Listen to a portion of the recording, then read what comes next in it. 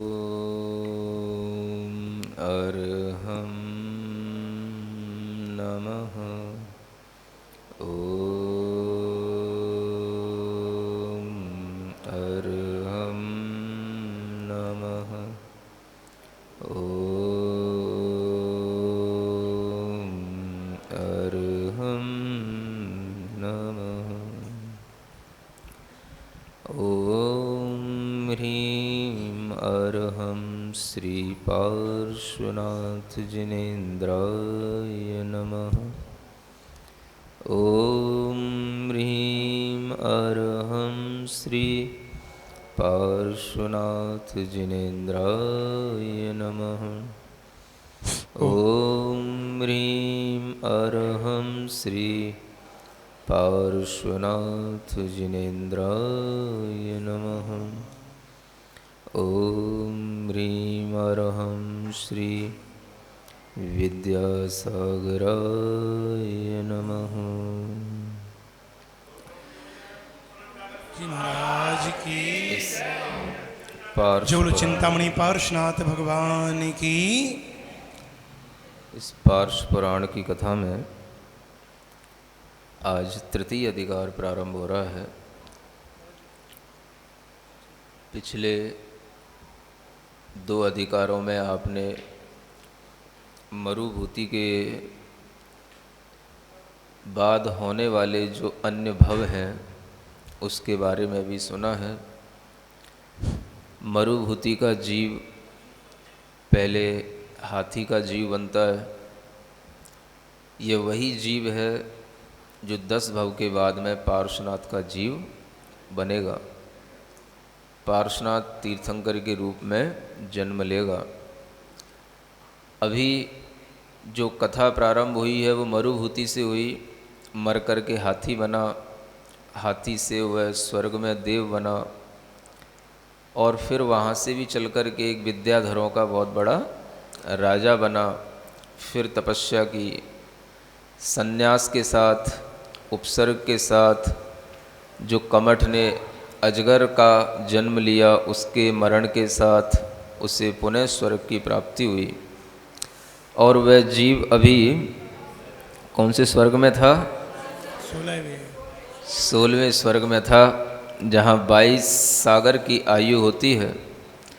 और उस 16वें अच्युत स्वर्ग में उस जीव ने जब अपना जीवन पूरा किया, आयु पूर्ण व्यतीत हुई, उसके बाद में पुनः उसका जन्म होता है। और अब की बार जो जन्म होता है वह एक बहुत बड़े राजा के रूप में होता है। जो राजा चक्रवर्ती के रूप में प्रतिष्ठित होता है, चक्रवर्ती बनेगा। ऐसे उस राजा के जन्म के साथ में यह तृतीय अधिकार प्रारंभ हो रहा है। उस राजा का जन्म कहाँ होगा, यह सब क्षेत्र का वर्णन भी इस ग्रंथ में किया गया है। अश्वसेन कुल कमल रवि वामा कुंवर कृपाल वंदो पारस चरण जुग शरणागत प्रतिपाल। मंगल भवन अमंगल हारी पारसनाथ जगत हितकारी। सुख संपत सब ही घर आवे पारसनाथ कथा जो गावे। जम्बू द्वीप बसे बहु फेर जाके मध्य सुदर्शन मीर। कंचन मणिमय अतुल सुहाग तापर्वत के पश्चिम भाग। अपर विदेह विराजे खेत सोनित चौथे काल समेत। पद पद जाधिपे जिन धाम नहीं को देवन को विश्राम। जैन जति जन दीखे सोय नहीं को लिंगी दीखे कोय। उत्तम धर्म सदा थिर रहे हिंसा धर्म प्रकाश न लहे। तीनों वर्ण बसे जहाँ लोय, ब्राह्मण वर्ण बसे कवि होय। तामे पद्म देश अभिराम, सोहे नगर अश्वपुर नाम। तहाँ वज्र वीरज भूपाल, न्याय प्रजा करें प्रतिपाल। गुण निवास सूरज समदीपे, आन भूप उड़ गण छवि छिपे। विजयाना में नरपति नारी, रूपवंत रति की उन्हारी। पटरानी सब में प्रधान, पूरब पुण्य उदय गुण खान।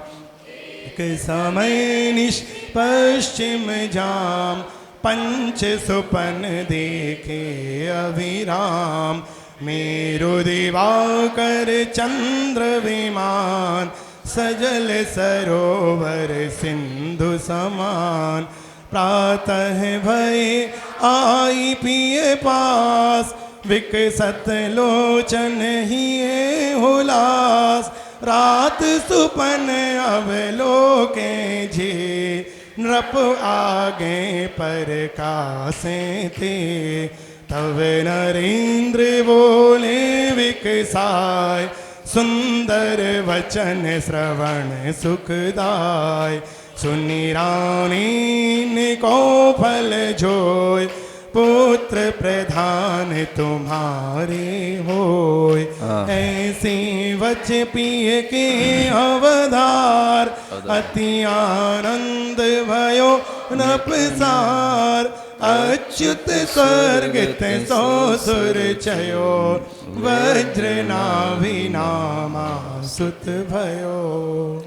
अच्युत स्वर्ग से जो जीव च्युत हो रहा है, अपनी उम्र पूरी करके जहाँ जन्म ले रहा है, उस स्थान की बात बताई जा रही है कि इस जम्बू द्वीप में एक सुदर्शन मेरु है, जिसे हम सुमेरु पर्वत कहते हैं। उसी का नाम सुदर्शन मेरु भी कहा जाता है। और उस सुदर्शन मेरु में ही उसकी एक पूर्व दिशा है, पश्चिम दिशा है, उधर विदेह क्षेत्रों का स्थान है। विदेह क्षेत्र वह क्षेत्र होते हैं जहाँ पर हमेशा तीर्थंकरों का वास होता है, चतुर्थ काल चलता है। कभी भी वहाँ पर पंचम काल, छठवां काल ये नहीं होता। और जो काल में परिवर्तन होता है वो चतुर्थ काल के अंतर्गत ही होता है। चतुर्थ काल के प्रारंभ से लेकर अंत तक का ही परिवर्तन होता है। उस विदेह क्षेत्र की भी कुछ विशेषताएं यहाँ बताई गई हैं कि वहाँ पर सभी जीव जैन धर्म को मानने वाले ही दिखते हैं।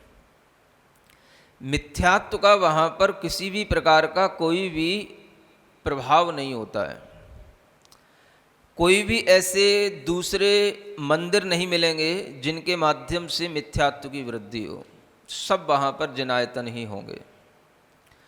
किसी भी प्रकार के वहाँ पर और दिगंबर के अलावा गुरु नहीं मिलेंगे। निर्ग्रंथ गुरुओं के अलावा वहाँ पर कोई दूसरे गुरु नहीं मिलेंगे, कोई बाबा नहीं मिलेंगे। और धर्म भी वहाँ पर एक अहिंसा धर्म भी रहेगा, और कोई दूसरा धर्म वहाँ पर हिंसात्मक बलि देने वाले कोई भी धर्म वहाँ पर नहीं होंगे। समझ आ रहा? यह क्षेत्र का प्रभाव है। हम इस भरत क्षेत्र में रह रहे हैं, पंचम काल चल रहा है, इसलिए यहाँ पर सब मिथ्यात्व का प्रभाव दिखाई देता है। लेकिन जो चतुर्थ काल जहाँ रहता है विदेह क्षेत्र में, वहाँ पर कभी ये मिथ्यात्व का प्रभाव नहीं दिखाई देता। लोगों के अंदर मिथ्यात्व रह सकता है, ऐसा नहीं कह सकते कि वहाँ पर रहने वाले सभी लोग सम्यक दृष्टि होते हैं। मिथ्यात्व के साथ भी जन्म लेते हैं, मिथ्या दृष्टि भी होते हैं, लेकिन वह अपने मिथ्यात्व को बढ़ा नहीं सकते हैं। जो मिथ्यात्व को बढ़ाने वाले और मिथ्यात्व को और ज़्यादा पुष्ट करने वाले जो निमित्त कारण होते हैं, वो निमित्त कारण वहाँ पर कुछ भी नहीं होते हैं। ऐसा वह विदेह क्षेत्र होता है। और उस विदेह क्षेत्र में अनेक प्रकार के देश बने हुए हैं। जैसे आपका यह आर्यखंड है, उसी प्रकार से वहाँ पर भी आर्यखंड होंगे। जैसे यहाँ पर पूरा का पूरा 6 खंड का राज्य होता है, वैसे ही वहाँ पर भी एक एक विधि में 6 खंड के राज्य होते हैं। जैसे 6 खंड के चक्रवर्ती यहाँ पर एक राजा होता है, भरत आदि चक्रवर्ती हुए, ऐसे ही वहाँ पर भी चक्रवर्ती होते हैं। तो यह जो जीव है जो अच्युत स्वर्ग में अपनी आयु पूरी कर रहा है, यह उसी विदेह क्षेत्र में जन्म लेते हैं। और उस विदेह क्षेत्र में जहाँ पर जन्म लिया है, वह राजा के यहाँ पर जो रानी है, उस रानी ने जब जीव का जन्म होता है तो जन्म से पहले ही गर्भ में आने पर रानी ने 5 विशेष स्वप्न देखे हैं। कितने स्वप्न? 5। जो महापुरुष होते हैं, विशिष्ट पुण्यवान जीव होते हैं, तो वह जब गर्भ में आते हैं तो माँ को अच्छे अच्छे स्वप्न भी दिखाई देते हैं और अच्छे अच्छे दोहले भी होते हैं। दोहला जानते हो? कुछ नहीं जानते आजकल के लोग कुछ होता ही नहीं आजकल, ऐसा लगता है ना। दोहले का मतलब होता है कि शिशु के गर्भ में आने के बाद में माँ के अंदर अनेक तरह के भाव उठते हैं। क्या बोलते हो? डिजायर तो ठीक है, वो परिणाम, अनेक तरह की इच्छाएं उत्पन्न होती हैं कि हमें ऐसा करना है, वैसा करना है। और ये डिपेंड करता है उस शिशु के स्वभाव पर, उसके पुण्य पर। समझ आ रहा है? अच्छा सुशील, शिष्ट, सभ्य, पुण्यवान जीव होगा तो अच्छे अच्छे स्वप्न आएंगे। दुष्ट प्रकृति का होगा, क्रूर होगा, स्वभाव से कुटिल होगा, तो उसके अंदर उसी तरीके के स्वप्न आएंगे। समझ आ रहा है? ये उसी तरीके के दोहले होंगे। दोहला अलग चीज है और स्वप्न अलग चीज है। तो जहाँ पर ये जीव जन्म लिया, वहाँ की पटरानी को ये स्वप्न आते हैं और उस स्वप्न में वह 5 स्वप्न देखती है। क्या क्या देखती है? आपने पढ़ ली लाइन, कुछ समझ आया? मेरु दिवाकर चंद्र विमान, सजल सरोवर सिंधु समान, है ना। मेरु पर्वत दिखाई दिया, दूसरा दिवाकर सूर्य दिखाई दिया, तीसरा चंद्रमा दिखाई दिया, चौथा विमान दिखाई दिए, देवों के विमान, और 5वां एक बड़ा सरोवर दिखाई दिया, मानो कि समुद्र ही हो। ऐसे 5 ये शुभ स्वप्न दिखाई दिए। जब ये शुभ स्वप्न उसने देखे, अगले दिन अपने राजा पति के पास में जाकर के वह इन स्वप्नों का निवेदन करती है। तब राजा कहता है कि तुम्हारे गर्भ में बहुत ही पुण्यवान जीव आया है और वह पुण्यवान जीव इस संसार में, इस लोक में बहुत कीर्ति और ख्याति उत्पन्न करेगा। ऐसा वह राजा अपनी रानी से बताता है। उसके बाद में जीव का जन्म होता है और वह आनंद के साथ में अच्युत स्वर्ग से जो जीव उत्पन्न हुआ था, वह जन्म लेने के बाद में कैसे कैसे आगे बढ़ता है और कैसे कैसे उसे सुख संपत्ति की प्राप्ति होती है। आज आप लोग थोड़ा सा, है ना, बोलते हैं कि मन पे पत्थर रख के बैठना है। कैसा पत्थर रख के? माने आपको चक्रवर्ती के वैभव का भी वर्णन सुनाया जाएगा। समझ आ रहा है ना? हाँ, तो बोर नहीं हो जाना। देखना कितना चक्रवर्ती का वैभव होता है। अपन सुन रखे हैं चक्रवर्ती चक्रवर्ती, लेकिन देखो तो कि क्या होता है, पुण्य की महिमा कितनी। जैसे बोलते हैं ना, आप तो बस बोलते हो जब भगवान देता है छप्पड़ फाड़ के देता है। अब क्या भगवान देगा और क्या छप्पड़ फटेगा। आप देखो यहाँ कि भगवान अगवान कोई कुछ नहीं देता। भीतर अपना पुण्य का भगवान जब जागृत होता है तो इतना मिलता है, इतना होता है कि आदमी से मतलब कि सहन नहीं होता, यूं समझ लो। समझ आ रहा है ना? इतना मिलता है कि आदमी उसको पचा नहीं पाता है। इतना मिलता है कि वह आदमी उसके प्रति बिल्कुल अपना ये भाव भी नहीं करता कि मेरा है। कहाँ कहाँ तक भाव करूँ, ये मेरा है। समझ आ रहा है? जब आपको छोटा सा घर मिलेगा तो भाव होगा मेरा है, और आपसे कह दिया जाए पूरी दुनिया ही तुम्हारी है, अब क्या करोगे तुम? कहाँ पे डोलते फिरोगे, कहाँ पे लौटते फिरोगे, कहाँ पे घूमते फिरोगे? समझ आ रहा है? तो कई बार ऐसा भी होता है, जब हमारे पास में छोटी छोटी चीज़ें होती हैं तो हमें मोह ज़्यादा होता है, और जब बहुत कुछ होता है तो कई बार मोह नहीं भी होता है। समझ आ रहा है? ये भी एक दूसरा भाव है, ध्यान रखना। जब नहीं होता है तब आदमी थोड़ा सा प्राप्त कर लेता है तो ज़्यादा उसमें मोहित होता है ना। और जब खूब होता है तो कभी कभी जब आदमी के अंदर खूब होने के बावजूद भी कोई ऐसा राग नहीं होता, तो उससे खूब होने के बावजूद भी उससे कोई मोह नहीं होता। समझ आ रहा है? ये देखो आप, चक्रवर्ती का वैभव इसमें प्रारंभ होने वाला है। अभी थोड़ा सा बड़ा होने तो चक्रवर्ती को, हाँ क्या होने वाला है पढ़िए। मंगल भवन अमंगल पारसनाथ जगत हितकारी, सुख संपत सब ही घर आवे, पारसनाथ कथा भविक जो गावे।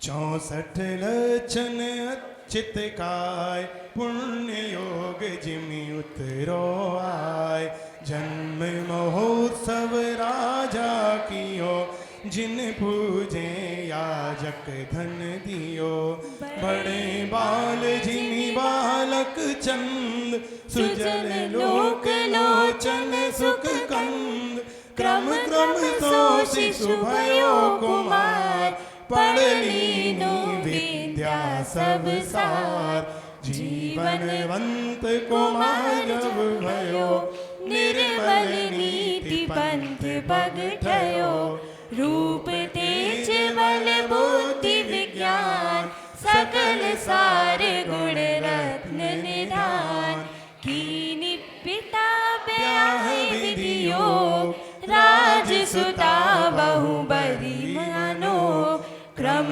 कर कुमर पिता पद पाए, राजा करे तुति करे न जाय, पुण्य योग आयुध ग्रह जहाँ, चक्र रत्न वर उपज्यो तहाँ, छहो खंड वर्ती भूपाल, वश कीने न्याय निज भार, देव दैत्य विद्याधर नये, निप मलिच सब सेवक भये, बड़ो संपदा पुण्य संयोग, इंद्र समान करे सुख भोग। जो चक्रवर्ती के रूप में महापुरुष जन्म लेते हैं, उनके शरीर में जो लक्षण होते हैं वो 64 होते हैं। कितने होते हैं? 64। आप देखोगे तीर्थंकरों के शरीर में होते हैं 1008 लक्षण, है ना। 64 लक्षणों से सहित सुंदर काय जब उस जीव की प्राप्त हुई तो वहाँ पर उस राजा ने जन्म का महोत्सव मनाया और बालक धीरे धीरे वृद्धि को प्राप्त हुआ।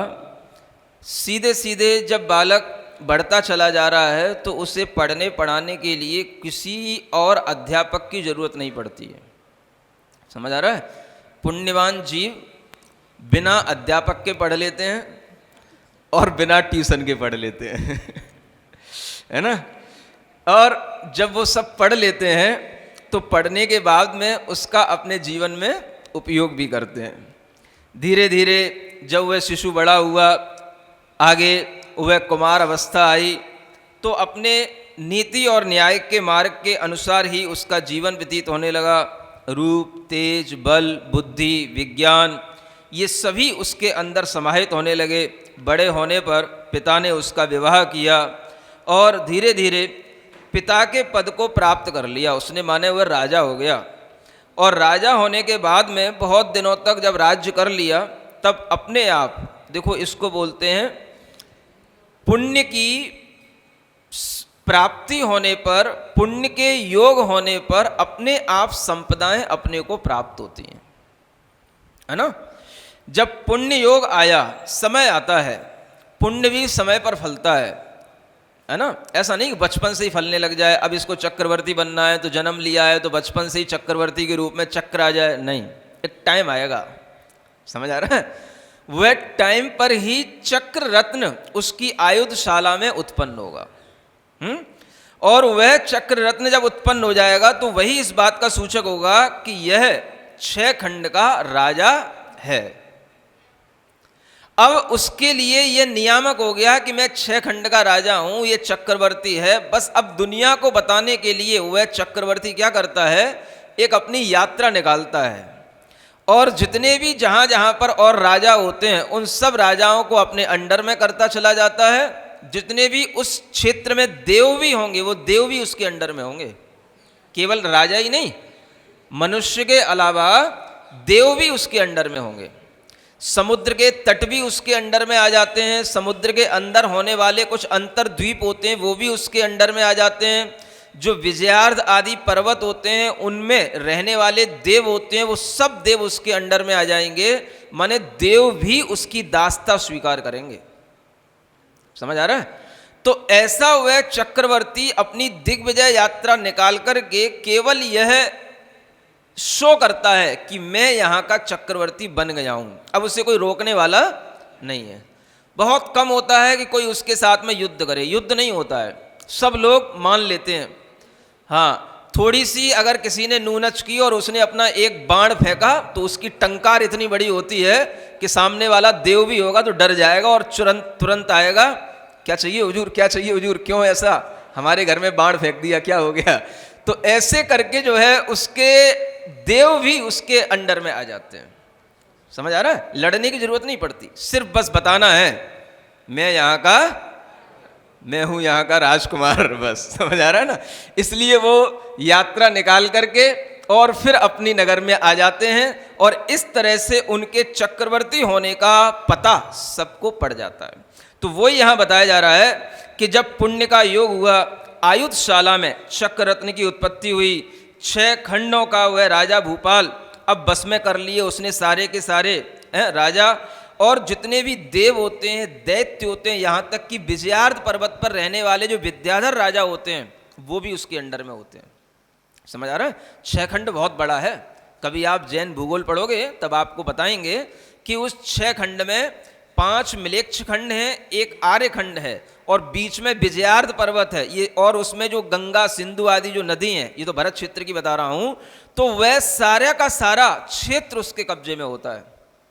नदियों में, समुद्रों के किनारे भी जहां तक उसका क्षेत्र साम्राज्य होगा, जहां तक उसकी लाइन खिंची होगी, ये मेरा साम्राज्य भरत क्षेत्र में आता है, तो वहां पर रहने वाला देवता भी यदि होगा तो वो भी उसकी दासता स्वीकार करेगा।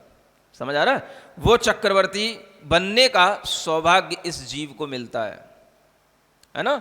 ऐसे चक्रवर्ती युद्ध करके नहीं बने जाते हैं। समझ आ रहा है? कोई कितना ही बड़ा हिटलर हो चाहे नेपोलियन हो, दुनिया में युद्ध करके कोई सिकंदर कितना ही बड़ा योद्धा बन करके वह राजा नहीं बन सकता है। हाँ, ये तो पुण्य से मिलता है, और जब पुण्य से मिलता है तो मेहनत कम करनी पड़ती है। समझ आ रहा है? और मिलता ज़्यादा जाता है। और जब पुण्य से नहीं मिलता है तो पाप ज़्यादा करना पड़ता है, मिलता कम है। हिंसा ज़्यादा होती है, पाप ज़्यादा होता है, और लोग पीछे पीछे गाली भी देते जाते हैं और वो सोचते जाते हैं हम राजा भी बनते जा रहे हैं, और आगे आगे बढ़ते चले जाते हैं। तो इस तरह से हिंसा का जो आतंक बढ़ता चला जाता है वो एक दिन समाप्त हो जाता है। और इधर जो पुण्य के योग से चक्रवर्ती बनते हैं, यह केवल एक नियोग रहता है इनका कि इन्हें पूरे 6 खंडों में भ्रमण करना है, और उस भ्रमण के दौरान इन्हें ये बताना है कि मैं यहाँ का चक्रवर्ती हूँ, और हर कोई उन्हें चक्रवर्ती सहर्ष स्वीकार करता चला जाएगा, है ना? ऐसे चक्रवर्ती का अब यहाँ पर कुछ और ब्यौरा आ रहा है। बताया जा रहा है कि वह चक्रवर्ती इंद्र के समान सुख भोग करने वाला है। कैसे सुख भोग करता है, क्या क्या उसके पास होता है, ये थोड़ा सा जानने की हम कोशिश करें शांति के साथ में, है ना? हाँ। संपूर्ण सुख भोग वे वज्रनाभि चक्रेश, तिस भूपति बल वर्णौ यथा शक्ति लवलेश, यथा शक्ति लवलेश। मंगल भवन अमंगल हारी, पारसनाथ जगत हितकारी। सुख संपत सब ही घर आवे, पारसनाथ कथा जो गावे। सहसवती से सात से देश, धनक कंचन भरे विशेष, विपुल बाण वीणे चहु ओर, ते सब गाँव छानवे कोट, कोट कोट दरवाजे चार, ऐसे पुर 26,000 जिनको लगे 500 गाँव, ते अटम्ब चहु सहस पर्वत और नदी के पेट, 16 सहस कटे वे खेत, करवट राम सहस 24, केवल गिरिवर बेड़े दीप, पत्तन 48,000, रत्न जहाँ उपजे अतिसार, 1,00,000 द्रोणामुख वीर, सहस घाट सागर के तीर, गिरियों पर संवाहन जान, 14 सहस मनोहर थान, 28,000 अशेष, दुर्ग जहाँ रिपु को न प्रवेश, उप समुद्र के मध्य महान, अंतरदीप 56 परिमाण, रत्नाकर 26,000, बहुविधि सार वस्तु भंडार, रत्न कुंड सुंदर 7 से, रत्न धरा थानक जहले से, इन पुरुषों बस राजे खरे, जैन धाम धरनी जन भरे, वर्गयंद 84 लाख, इतनी ही रथ आगम साख, तेज तुरंग 18 कोर, जीवड़ चले पवन तेजो। समझते भी जाएं क्या क्या है चक्रवर्ती के पास में, है ना। सहस 32 शासते देश, वो 84 लाख वो जो पढ़ रखे वो तो है ही, और उससे आगे पीछे जानो, जो जानते हो उसके और आगे जाने की कोशिश करो, है ना। 32,000 देशों का वह राजा होता है, कितने, है ना। जो सभी देश धन से, सोने से, है ना, रत्नों से भरे हुए देश होते हैं, उन सबका वो राजा होता है। देश में बहुत सारी चीज़ें होती हैं, नदी, पर्वत, खेत, अटम्ब, पत्तन, द्रोणमुख, ये सब अलग अलग तरीके के नाम होते हैं। आजकल इन सब चीज़ों को कोई नहीं जानता है। ये अलग अलग, जैसे मान लो कोई गांव है, गांव अलग, गांव का भी एक परिभाषा होती, गांव किसे कहते हैं। जैसे आजकल एक कस्बे की परिभाषा होती, कस्बा किसे कहते हैं, समझ आ रहा है। ऐसे ही गांव कस्बा की तरह पहले ये चीज़ें चला करती थी। पर्वत की तलहटी में कोई चीज़ है तो उसका नाम अलग है, पर्वत से घिरा हुआ कोई नगर है उसका नाम अलग है, समझ आ रहा है। जहाँ पर रत्न आदि उत्पन्न होते हैं उसे पत्तन आदि कहते हैं, उसका नाम अलग है। तो ऐसी पहले यहाँ पर चीज़ें समझने की कोशिश करो कि यहाँ क्या कहा जा रहा है। विपुल बाढ़ बेड़े चौं ओर, ते सब गाँव 96 कोर, समझ आ रहा है। गाँव उसे बोलते हैं जिसके चारों ओर बाढ़ लगी हुई हो, समझ आ रहा है। बाढ़ का मतलब घेरा बना हुआ हो, वो गांव कहलाता है। चारों ओर से जो घिरा हुआ हो उसको बोलते हैं गांव। ऐसे गांव 96 करोड़ होते हैं। कितने? 96 करोड़। करोड़ तो आप जानते हो। कोट कोट दरवाजे 4, ऐसे पुर 26,000, है ना। पुर माने नगर उन्हें बोलते हैं जहां पर 4 दरवाजे चारों दिशाओं में होते हो, उसको नगर बोलते हैं। ऐसे 26,000 नगरों का वह स्वामी होता है। जिसको 500 गांव लगते हैं, 500 गांव जिसके अंडर में आते हैं या 500 गांव जिसको टच करते हैं, उसको बोलते हैं अटम्ब। क्या बोलते हैं? हाँ, ऐसे अटम्ब 24 माने 4,000 होते हैं। पर्वत और नदी के बीच में जो बना हुआ होता है उसे खेट कहते हैं। ये 16,000 खेट होते हैं। करवट 24,000 होते हैं। जो किसी पर्वत के द्वारा द्वीप जो घिरा हुआ रहता है उसे करवट कहते हैं। ऐसे 24,000 करवटों का वो स्वामी होता है। पत्तन 48,000 होते हैं। पत्तन उन्हें बोलते हैं जहाँ पर अनेक तरह के रत्न जहाँ पर उत्पन्न होते हैं, जो रत्नों की खान जहाँ पर होती है उसे पत्तन कहते हैं। ऐसे 1,00,000 द्रोणामुख होते हैं जो सागर के किनारे पर होने वाले हजारों घाटों से मिलकर के बनता है। पर्वत के ऊपर जो स्थान बने होते हैं रहने के, पर्वत के ऊपर, है ना, उन्हें संवाहन बोलते हैं। वो 14,000 ऐसे मनोहर स्थानों का वो स्वामी होता है। जो बड़े बड़े दुर्ग होते हैं, किला, जहाँ पर किसी भी शत्रु का प्रवेश नहीं हो सकता है, ऐसे 28,000 दुर्गों का वह स्वामी होता है। जो समुद्र के किनारे और उप समुद्र होते हैं, उन उप समुद्रों में अनेक द्वीप बने हुए होते हैं। समुद्रों के अंदर भी द्वीप होते हैं, इन्हें अंतर्द्वीप बोलते हैं। ऐसे 56 द्वीपों का वह राजा होता है, सब द्वीप उसके अंडर में होंगे। रत्नाकर बोलते हैं ऐसे समुद्र जिनमें रत्न उत्पन्न होते हैं, अनेक तरह के मणि, मोती, रत्न, तरह तरह के प्रवाल, मूंगा, वैडूर्य मणि, नीलमणि, ये सब जो रत्न होते हैं वो रत्नाकर के अंदर होते हैं। 26,000 रत्नाकरों का वह स्वामी होता है। रत्नों के और स्थान होते हैं, उन्हें रत्न कुच्छ बोलते हैं। जो रत्न की धरा उसी के कारण से कहलाती है, वो भी हजारों की संख्या, 700 संख्या में वो रत्न की धरा होती है।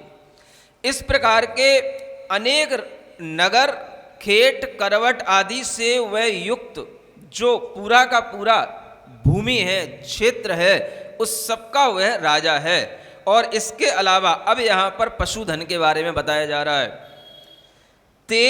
वर कयंद 84 लाख, समझ आ रहा है? बड़े बड़े श्रेष्ठ हाथी जो हैं वो कितने होते हैं? 84 लाख। और उतने ही रथ होते हैं। 18 करोड़ घोड़े होते हैं जो हवा से भी ज़्यादा तेज दौड़ने वाले हों। समझ आ रहा है? ऐसे कितने? 18 करोड़ घोड़े होते हैं। फिर पुनि 84 कोट प्रमाण, पायक संघ बड़े बलवान, सहस 96 वनितागे, तिनको अववर्णन सुन ले, आरज खंड बसे नर ईस, तिनकी कन्या सहसवतीस, इतने ही अति रूप रसाल, विंध्याधर पुत्री गुणमाल। पुनि मलेच्छ भूपन की जान, राजकुमारी तावत मान, नाटकाता 32,000, चक्री नृप को सुखदातार। आदि शरीर आदि संठान, पूर्व कथित तन लक्षण जान, बहुविधि व्यंजन सहित मनोग, हेम वरण तन सहज निरोग। 6 खंड भूपति बलरास, 300 अधिक देह बल जास, सहस 32 चरण तल रमई, मुकुट बंद राजा नित नमई। भूप मलेच्छ छोरी अभिमान, सहस 18 माने जान, पुनि गण बंद बखाने देव, 16 सहस करे नपसेब। भूप मलच्छ 4 आभमान, अभिमान सहस 18 मान आन, पुनि गण बंद बखाने देव, 16 सहस करे नपसेब। कोटि थाल कंचन निर्माण, लाख कोटि हल सहित किसान, नाना वरण गौ कुल भरे, 3 कोटि ब्रज आगम धरे। सुनना है और भी कि अपनी ऐसी पढ़ते जाना है? 84 करोड़ पायदक होते हैं, माने पैदल चलने वाले पदाती जिनको बोलते हैं, ये बलवान सेना होती है। इसके अलावा 96,000 उसकी रानियां होती हैं, है ना, जो सबने सुन रखी हैं। लेकिन वो कहाँ से कितनी मिलती हैं ये आपको आज यहाँ बताया जा रहा है। 96,000 रानियों में जो आर्यखंड के राजा होते हैं उनकी 32,000 कन्याएं उसे प्राप्त होती हैं। कितनी? 32,000। समझ में आ रहा है? बच्चों के तो सिर के ऊपर जाने वाली बातें हैं। कितनी? 32,000 किसकी हो गई? जो अपने भरत क्षेत्र के आर्यखंड के जो राजा होंगे उनकी, ठीक है ना। और ऐसे ही विदेश क्षेत्र में भी आर्यखंड होते हैं, तो वहाँ पर भी आर्यखंड के जो राजा होंगे, जो उनकी जो कन्याएं होंगी 32,000 कन्याएं उन्हें अपने आप सहज योग से मिल जाएंगी। इतनी ही अतिरूप रसाल, इतनी ही विद्याधरों की पुत्रियां मिल जाती हैं उनको। समझ आ रहा है? जो विद्याधर राजा होते हैं उनकी भी कन्याएं होती हैं, 32,000 उनकी हो गई हैं। कितने हो गए? 64,000 हो गए, 32 और बची है ना। हाँ वो देखो। और जो म्लेच्छ राजा होते हैं उनकी भी कन्याएं होती हैं, उनकी भी राजकुमारियां होती हैं, वो सब मिल करके वो भी 32,000 होती हैं। तो ऐसे जानना 96,000 ऐसे हो जाती हैं। 32 30 96 हो गए हैं। 32,000 आर्यखंड के राजाओं की, 32,000 विद्याधर राजाओं की और 32,000 म्लेच्छ खंड के राजाओं की राजकन्याएं होती हैं। ऐसे करके उनके पास में 96,000 रानियों का नियोग होता है और वह उन्हें सहजता में उपलब्ध हो जाती हैं। और वो सब राजा उन्हें देकर के, रानी अपनी कन्याएं देकर के अपने को क्या मानते हैं? बहुत बड़ा सौभाग्य है, चक्रवर्ती से मेरी कन्या का विवाह हुआ है। समझ आ रहा है? हाँ, आप भी होते तो पीछे नहीं हटते। हाँ, तो हाँ ऐसा भी होता होगा कि जब लोग अपनी अपनी कन्याएं देने जाते होंगे तो जिनकी कन्या स्वीकार कर ली जाती होंगी वो तो राजा होते होंगे, और जो सामान्य लोग रहते होंगे तो वो सोचते होंगे देखो अगर हम भी राजा होते तो हमारी कन्या भी चक्रवर्ती के घर में जाती, चक्रवर्ती से विवाही जाती। समझ आ रहा है? बहुत से लोग ऐसे ही सोचते रह जाते होंगे, क्योंकि ये तो राजाओं की कन्याएं हैं। और जो बड़े बड़े राजा होते हैं उनकी, और जो सामान्य तरीके के जो लोग रहते हैं शहर में बहुत सारे हैं, तो उनकी जो कन्याएं होती होंगी वो भी सोचती होंगी कि ये कन्याएं अगर जो है ये भी इस तरीके के बड़े परिवार में राजा और सेठ के यहाँ होती तो ये भी राजपुत्र से, चक्रवर्ती से विवाहित होती। तो ये सब होता है। वहाँ पर नाटक करने वाले है ना, नाटकी होते हैं, वो भी 32,000 होते हैं, जो हमेशा राजा को नया नया नाटक दिखाते रहते हैं। सुख में राजा का दिन भर बिताते हैं। समझ आ रहा है? दिन भर से मतलब जब अपने राजपाट से फुर्सत मिले, है ना, नाटक भी देखना है, नृत्य भी करना है, राजाओं के यही काम होते हैं, तो वो सब रहता है। आदि शरीर का मतलब है कि वज्र विषव नाराज संस्थान, आदि संस्थान और समचतुरस्र जो संस्थान होता है वो समचतुरस्र संस्थान और वज्र विषव नाराज सहनन, ये दोनों ही उनको प्राप्त थे। पहले जो शरीर में लक्षण कहे हैं वो सब जानना। अनेक प्रकार के शरीर में व्यंजन होते हैं, तिल होते हैं, शरीर का रंग जो है स्वर्ण के समान चमकने वाला होता है, हमेशा निरोग शरीर रहता है। 6 खंड के राजाओं से भी, सब मिलाकर के जितने 6 खंड के राजा हैं उनसे भी अधिक बल उस एक चक्रवर्ती के शरीर में रहता है। समझ आ रहा? शरीर बल भी कम नहीं होता है। सब राजा एक साथ आकर के भी युद्ध करने लग जाएं तो सब अकेले भी उन सबको पछाड़ सकता है, इतना बड़ा मल्ल होता है वो। 32,000 राजा उसके चरणों में, जो मुकुटबद्ध राजा होते हैं, मुकुट वाले राजा। समझ आ रहा है? जैसे आजकल वो जैसे स्टार देखे जाते हैं ना, 1 स्टार वाले, 2 स्टार वाले, 3 स्टार वाले, ऐसे पहले मुकुटों से जाने जाते थे। तो जो मुकुट वाले राजा हैं, एक मुकुट वाले कि बिना मुकुट वाले, ऐसे राजा होते हैं। तो जो मुकुट वाले राजा होते हैं वो 32,000 राजा उनके चरणों में हमेशा बैठे रहते हैं। भूप अनेक म्लेच्छ होते हैं। अब म्लेच्छों में तो बहुत अभिमान होता है, वो क्योंकि धर्म कर्म कुछ जानते नहीं हैं, तो जो धर्म कर्म नहीं जानेंगे अभिमानी ज़्यादा होंगे। ऐसे अभिमानी म्लेच्छ राजा भी 18,000 राजा उनके दास्ता स्वीकार किए रहते हैं, है ना, उनके ऑर्डर का इंतजार करते रहते हैं। कभी भी चक्रवर्ती कहीं पे भी चलने का बस संकेत दे दे, हम तैयार हैं। समझ आ रहा है? और गणभद्र देव होते हैं, जो 16,000 देव होते हैं जो उस राजा की सेवा करते हैं। इसके अलावा उसके राजमहल में जहाँ रसोई वगैरह होती हैं, करोड़ों तो थाल होते हैं सोने के।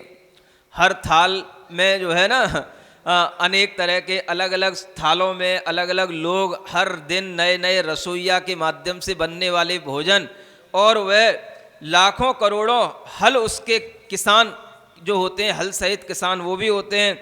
और गौकुल होता है, गायें वो भी भरी हुई होती हैं।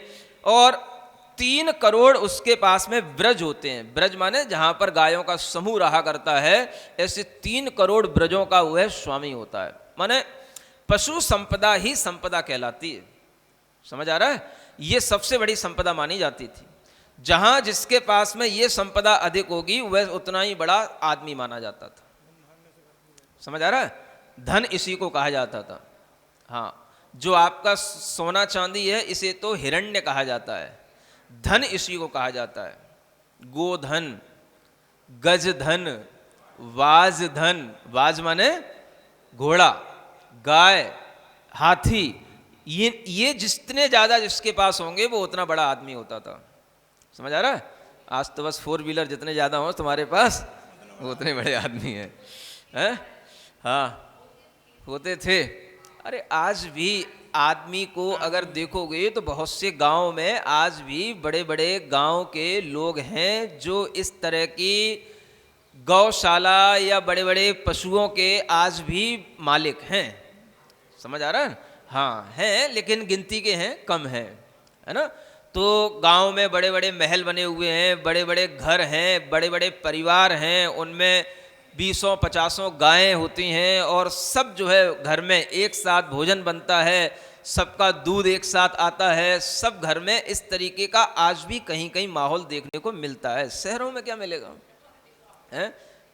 एक एक प्लॉट में 10-10 फ्लैट बन गए और एक एक फ्लैट को खरीद करके रहने वालों को क्या समझ आएंगी ये बातें? समझ आ रहा है?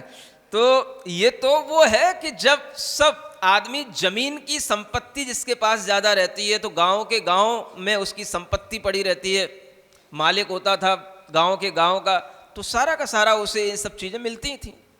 समझ आ रहा है? कुछ दिन पहले तक भी सब देखने में आती थी, अब धीरे धीरे ये सब चीज़ें कम होती चली जा रही हैं। सबको बस फ्लैट खरीद करके फ्लैटों में रहने में अच्छा लगने लगा है? गाँव को सबने फ्लैट कर दिए।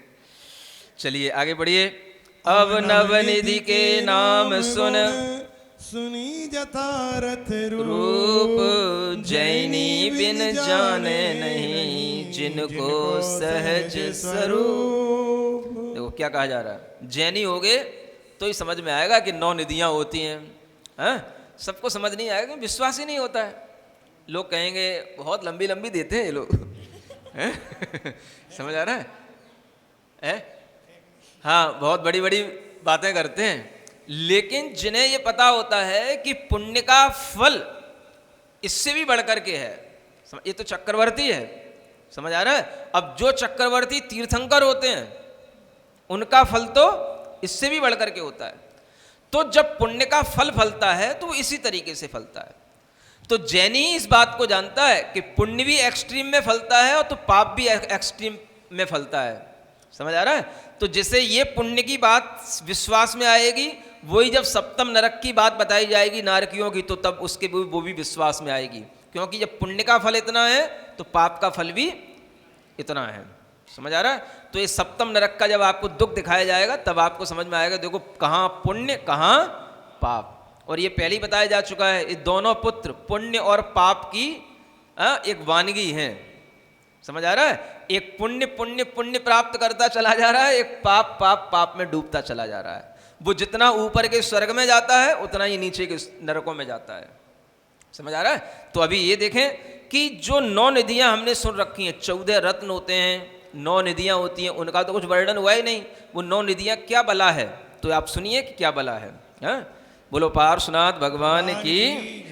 हाँ, मंगल भवन अमंगल पारसनाथ जगत हितकारी, सुख संपत सही घर आवे। पारसनाथ कथा जो गावे, प्रथम काल निधि शुभ आकार, सोअनीक पुस्तक दातार। महाकाल निधि दूजी कही, या की महिमा सुनियो कही। असीम सियादिक साधन जो, सामग्री सब दे मनो। तीजी निधि ने सब पढ़ो पढ़ो सब साथ में पढ़ो। नाना विधि भाजन की खान, पांडु के नाम चतुर्थी होय। सब रस धन साम्य सोय, पदम पंचमी सुकृत खेत। वांछित वसन निरंतर देत, मानव नाम छठी निधि जे आयुध जात जन्म भूते सप्तम सुभग पिंगला नाम बहुभूषण आपे अभिराम शंख निधान आठवीं गनी सब बाधित भूमिका बनी सर्व रतन नवनिधि सार सोनित सर्व रतन भंडार ये नवनिधि चक्रेश के सकटाकृत संठान 8 चक्र संयुक्त शुभ चौखुटी सब जान जोजन 8 उतंग अति नव जोजन विस्तार 12 मित दीर्घ सकल वसै गगन निर्धार एक एक की सहस में रखवाले जख देव ये निधि नरपति पुण्य सो सुखदायक स्वयं। हाँ देखो ये निधियाँ वस्तुतः होती क्या है, क्या कहा जा रहा है यहाँ, शकट के आकृति की, माने जो शकट बोलते गाड़ी है ना, जैसे बैलगाड़ी वगैरह होती है ना, ऐसी गाड़ी के आकृति की ये 9 निधियाँ होती हैं जिनमें 8 चक्र लगे होते हैं। समझ आ रहा है? जैसे आपके यहाँ पानी के टैंकर आते हैं ना, सुन रहे हो, ऐसे समझ लो कि बड़े बड़े ये गाड़ियाँ हैं जिनमें 8 चक्र लगे हुए हैं, चौखुटी है ना, चौखुटी की तरह ये सब होते हैं। 8 योजन जिनका ऊंचाई होती है, 8 योजन ऊंचाई है ना, 1 योजन में 4 कोस 3 किलोमीटर माने 12 किलोमीटर हो गया। समझ आ रहा है? 9 योजन इसका फैलाव होता है, विस्तार है ना, और 12 मित ये दीर्घता को धारण करने वाले गगन में आकाश में बिना आधार के ये निधियां का भंडार जो है बना रहता है। एक एक निधि के रखवाले जो देव होते हैं, यक्ष देव होते हैं, वे सब 1,000 होते हैं। 1,000 देव इन निधियों की रक्षा करने वाले होते हैं। और ये सब निधियां नरपति को, उस चक्रवर्ती को अपने पुण्य से मिलती हैं, कोई उसकी चोरी नहीं कर सकता, छीन नहीं सकता। अब उन 9 निधियों के नाम और काम क्या हैं ये भी थोड़ा सा देख लो। प्रथम काल निधि सुन आकार सो अनेक पुस्तक दातार। पहली निधि का नाम है काल निधि। ये क्या देती है? इससे अनेक तरह की पुस्तकें आदि ऐसी सामग्री प्राप्त होती है ना। दूसरी महाकाल नाम की निधि होती है। इसकी भी महिमा जानो कि अनेक तरह के 80 माने तलवार आदि, मशी माने तरह तरह की स्याही आदि, ये जो सावध्य सामग्री होती है जिसके माध्यम से लोग अपना व्यापार और काम चलाते हैं, उसकी संख्या कितनी ही चाहिए पड़े वो सब मिलेगी। समझ आ रहा है? अब करोड़ों करोड़ों सेनापति हैं, करोड़ों करोड़ों पदाति सेना के लोग हैं, तो इन सबको कहाँ से मिलेगा? इनकी पूर्ति कौन करेगा? मनुष्यों से थोड़ी ना हो सकती इनकी पूर्ति। समझ आ रहा है? तो ये सब पूर्ति इन देवों की निधियों के माध्यम से होती है। हाँ, फिर तीजी निधि ये नैसर्प नाम की निधि है। अनेक प्रकार के भाजन माने बर्तन। समझ आ रहा है? अब सबको तरह तरह के अच्छे अच्छे सुंदर सुंदर बर्तन सबको मिलेंगे। चक्रवर्ती का आदमी है, कोई से आदमी के पास में कोई भी कमतर चीज नहीं होनी चाहिए। समझ आ रहा है? सबको बढ़िया सोने के चांदी के थाल परोसने हैं। कहाँ मिलेंगे? तो ये सब निधियों के माध्यम से मिलेंगे। ऐसे भाजन की खान। फिर पांडुक नाम की चौथी निधि होती है जिसमें सब प्रकार के रस धान्य मिलते हैं, है ना। जो धान्य वगैरह होते हैं, रस और धान्य, ये सब जो है कौन देता है? पांडुक नाम की चौथी निधि देने में समर्थ होती है। 5वीं निधि का नाम है पद्म निधि। इससे जैसी इच्छा करो वैसे वस्त्र मिलते हैं, अच्छे बड़े तरह तरह के, कोई सी भी क्वालिटी के। समझ आ रहा है? कपास के, सूती, रेशमी, चर्मत, जैसे भी चाहो वैसे सब तरीके के वस्त्र मिलेंगे। कौन सी निधि से? पद्म नाम की निधि से। फिर एक मानव नाम की 6वीं निधि होती है। इससे आयुध मिलते हैं, बड़े बड़े अस्त्र, बड़े बड़े शस्त्र, जो तोप गोले वगैरह, ये जो चीज़ें होती हैं बड़ी बड़ी जिनसे युद्ध किए जाते हैं, बंदूकें, ये सब किससे मिलेंगी? ये मानव नाम की निधि से मिले। हाँ, सब होता है वहाँ पर, बंदूक, तमंचा, छुरा सब होते हैं। है। सप्तम नाम की निधि होती है पिंगला नाम की निधि, जो बहुत प्रकार के आभूषण देती है? जो हार हैं, कुंडल हैं, और क्या बाजूबंद हैं, करधनी है, बिछिया है, समझ आ रहा है, नाक की नथनियाँ है, सब प्रकार के जो आभूषण हैं वो सब कौन देगा? ये पिंगला नाम की निधि देगी। शंख नाम की 8वीं निधि होती है। अनेक तरह के जो वादित्र हैं बजाने के, हैं गिटार, हारमोनियम, समझ आ रहा है, तरह तरह के पियानो सब मिलेंगे। वो कहाँ से मिलेंगे? इस निधि के नाम से मिलेंगे। और सर्वरतन नाम की 9वीं निधि होती है। सब प्रकार के रत्नों का भंडार होती है। जिसको जितने रत्न चाहिए ले जाओ, छीना झपटी नहीं करो, सब सुख से रहो। चक्रवर्ती के राज्य में कोई भी दुखी नहीं रह सकता है। महाराज उसको ज़्यादा दे दिया, मुझको कम मिला, ले लो, तुम जितना चाहिए उतना ले लो। इसलिए चक्रवर्ती को कहा जाता है किमिच्छिक दान देने वाला। किमिच्छिक माने, किम माने क्या इच्छा है तुम्हारी, बस बताओ, है? हाँ, जो चाहिए वो ले लो, इसको बोलते किमिच्छिक दान। हाँ, कोई भी मतलब कोई भी प्रजा वहां पर गरीब नहीं होगी, सबके पास सब कुछ होगा। और चक्रवर्ती के अगर अंडर में है, चक्रवर्ती का आदमी है, चक्रवर्ती के राज्य में है, चक्रवर्ती की सेना के रूप में है, तब तो कहना ही क्या, समझ आ रहा? हाँ, मैं चक्रवर्ती का आदमी हूं तो कम तो किसी के पास कुछ हो नहीं सकता। सबको भरपाई कहां से मिले बराबर की? तो ऐसी देवों के माध्यम से ही हो सकती है, वो मनुष्यों के माध्यम से नहीं हो सकती। समझ आ रहा? सबको चाहिए अच्छा अच्छा। अगर एक ने अच्छे वस्त्र मांग लिए, दूसरा भी मांगने में क्यों कमी रखे भाई?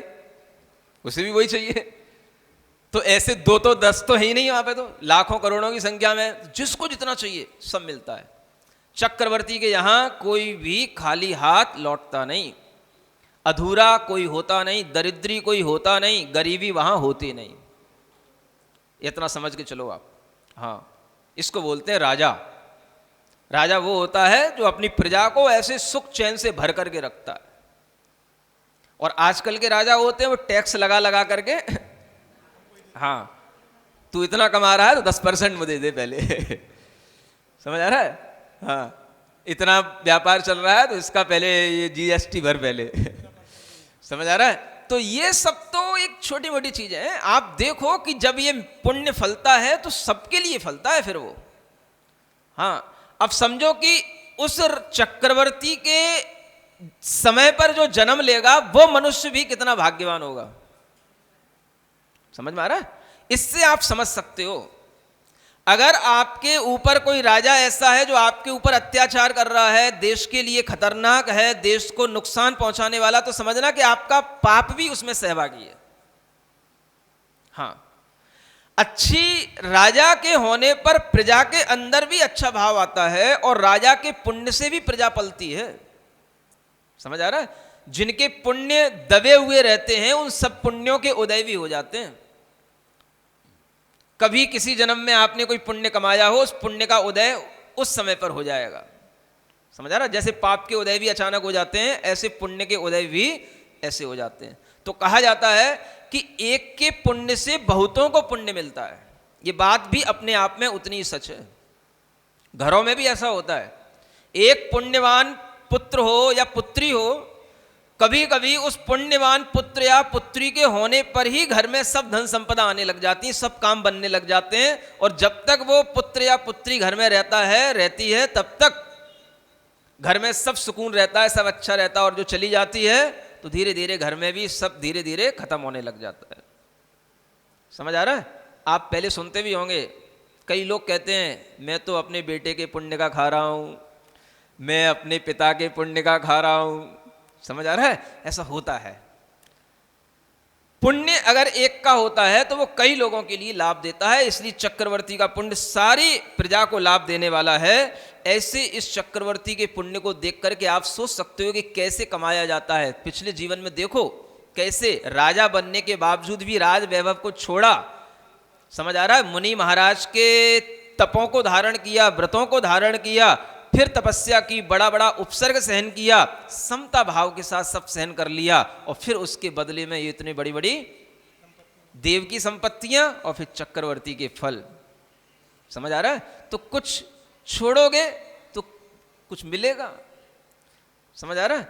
केवल चाहिए चाहिए चाहिए, और चाहने के लिए कुछ भी खर्च ना करना पड़े। नहीं समझ आ रहा है? आदत क्या पड़ी है? बस मिलता रहे, आता रहे, निकालना कुछ ना पड़े। अरे भाई, एक सामान्य से भी आदमी कोई बिजनेस करता है तो कुछ लगाता भी तो है पहले अपने घर का, नहीं लगाता? कोई भी आप बिजनेस करते हो पहले तो अपनी गांठ का लगाना पड़ता है, किराए क्या बोलते, कर्ज लेकर के भी लगाना पड़ता है, लोन ले करके आदमी अपना बिजनेस खड़ा करता है। समझ आ रहा है? तब बिजनेस से कमाई होगी, तब वो सब चुक जाएगा, फिर अपना बिजनेस से अपना लाभ मिलेगा, तब आदमी जाकर के बड़ा बनता है? तो ऐसे यहां पर है, जो मिला है उसको छोड़ो, उस पर अभिमान मत करो, उसको त्यागो। समझ आ रहा है? और उसको त्याग करके समता भाव रखो। जो मिल रहा है उसको छोड़ो, पुण्य का फल भोगना नहीं है। भोगोगे तो पाप का बंद होगा, छोड़ोगे तो उससे ज्यादा पुण्य का बंद होगा। अगर ये गणित समझ में आ जाए तो आज से तैयारी कर लेना, महीने 2 महीने तक कुछ हो जाए तो बता देना।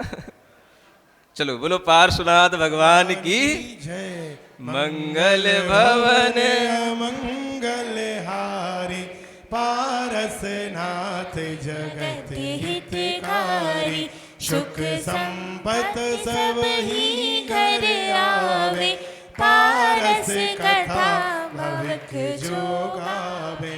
प्रथम सुदर्शन चक्र पसत, चौखंड साधन समरथ, चंड वेग दृढ़ द्वितीय, जिस बल खुले गुफा गिर की, चर्म रतन सो तृतीय निवेद, महावज्र में नीर अभेद, चतुरथ चूड़ामणि मणि रैन, अंधकार नाशक सुख देन, पंचम रत्न कांकणी जान, चिंतामणि जाको अभिधान, इन दोनों ते गुफा मझार, शशि सूरज लखिए निर्धार, सूरज प्रभ शुभ छत्र महान, सो अति जगमगाए ज्यों भान, सो नंदक असी अधिक प्रचंड, डरे दिखे बैरी बलवंत, पुनि अगोध सेनापति सूर, जो दिग्विजय करे बलभूर, बुद्धि निदान विद्या गुण लीन, आगध शक्ति करी भरपूर, ठपति बद्ध मुख नाम महन, शिल्प कला को विद गुणवन, काम वृत्त गृहपति विख्यात, सब ग्रह काज करे दिन रात, विजय गिरि अति अभिराम, तुरग तेज पवनंजय नाम, वनिता नाम सुभद्र कही, चूर वज्र पानि सो सही, महादेव बलधारे सोय, जापट तरती अब न कोय, मुख्य रत्न यह 14 जान, रत्न रत्न को कौन प्रमाण। राज अंग 14 रतन, विविध भांति सुखकार, जिनकी सुर सेवा करें पुण्य तरोवर डार, चक्र छत्र असी दड़मणि चर्म काकनी किनी नाम, 7 रत्न निर्जीव यह चक्रवर्ती के धाम, सेनापति ग्रहपति थपित प्रोहित नाम तुरंग, वनिता मिल 7 रतन ये सजीव सर्वंग, चक्र रत्न असी दंड ये उपजे आयुध थान, चर्म कांकणी मणि रतन श्री ग्रह और पति जान, गज तुरंगति 3 ये रूपा चलते होए, 4 रतन बाकी विमल निजपुर लहे उदोत। 14 रत्नों के बारे में इन दोहों में कुछ जानकारी दी गई है ना। जो 14 रत्न हैं, एक एक रत्न के नाम चौपाई में बताए गए हैं, आप उससे वहाँ देख लेना। राजा के 14 रत्न हैं, जिनकी भी 14 रत्नों की भी देखभाल सेवा देव ही करते हैं, है ना। और ये पुण्य के फल हैं। चक्र, छत्र, असी माने तलवार, दंड, मणि, चर्म, काकिणी, ये 7 रत्न तो निर्जीव कहलाते हैं और 7 रत्न सजीव होते हैं, है ना। सजीव जो रत्न होते हैं उनमें सेनापति भी एक रत्न माना जाता है। सेनापति जो होगा चक्रवर्ती का मुख्य, वो क्या होगा, सेनापति रत्न कहा जाता है। गृहपति रत्न होता है, स्थपित होता है, वो भी एक रत्न होता है, पुरोहित होता है, एक रत्न होता है, एक उसका तुरंग होगा घोड़ा सब में प्रमुख, वो तुरंग रत्न कहलाएगा। एक वनिता माने स्त्रियों में प्रमुख, जैसे अभी सुभद्रा नाम बताया है ना, वो उसकी एक प्रमुख 96,000 रानियों की पट्टरानी होगी, वो प्रमुख स्त्री रत्न कहलाएगी। ये 7 रत्न जो होते हैं ये सजीव होते हैं। 7 रत्न कैसे हुए, निर्जीव, जो मणि वगैरह, 80 तलवार, चक्र इत्यादि हुए। अब इनमें से कौन से रत्न कहाँ उपजते हैं ये भी बताया गया है कि चक्र रत्न, छत्र रत्न, 80 रत्न और दंड रत्न, ये तो उसकी आयुधशाला में उत्पन्न होते हैं।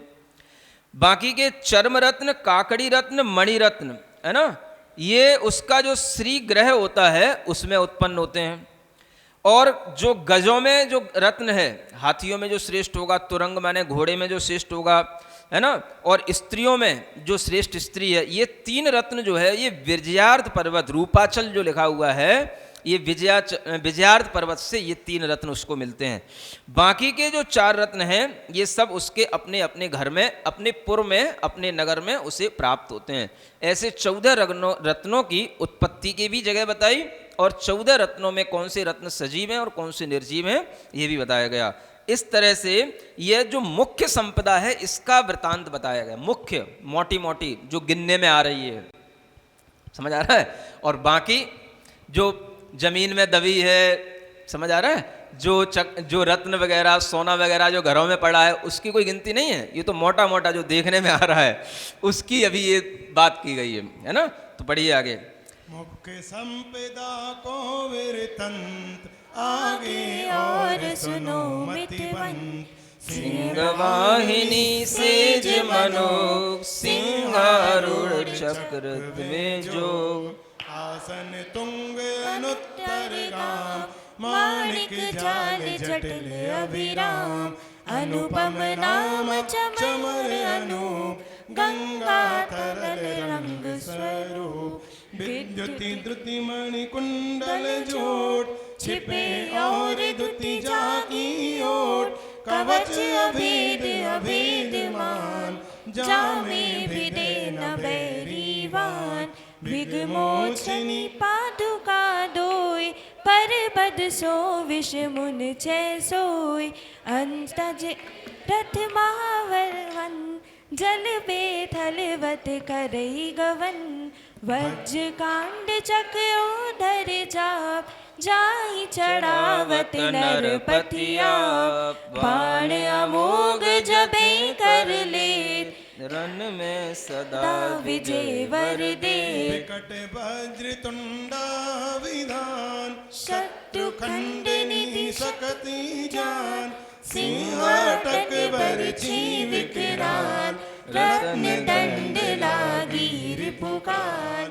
लोह वाहिनी तीखन चूरी, जिमि चमके चपला दुति दूरी।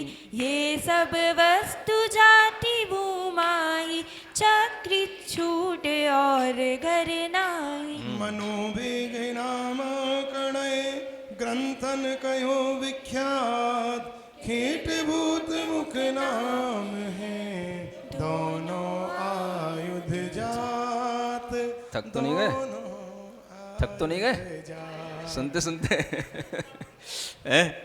देखो, मुख्य संपदा का वर्णन करने के बाद में ऐसी ऐसी चीजें। अब सिंह वाहिनी सेज मनोग, अब जिस सेज माने शैया, जहां पर वो विश्राम करेगा वो शैया का नाम भी सिंह वाहिनी शैया होता है, समझ आ रहा है, मनोज्ञ। जहां पर वो बैठेगा सिंहारूढ़ होकर के, वह चक्रवर्ती का के ही योग्य होता है वो सिंहासन, है ना। उसका जो आसन होगा बड़ा ऊंचा होगा, अनुत्तर नाम का आसन होता है। और जिस सिंहासन पर वो बैठता है उस पर मणियों के तो जाल माने समूह लटकते ही रहते हैं, और उनके ऊपर सामने अगल बगल में चमर ढोरे जाते हैं, समझ आ रहा है। और उन चमरों में भी उनकी संख्या होती है।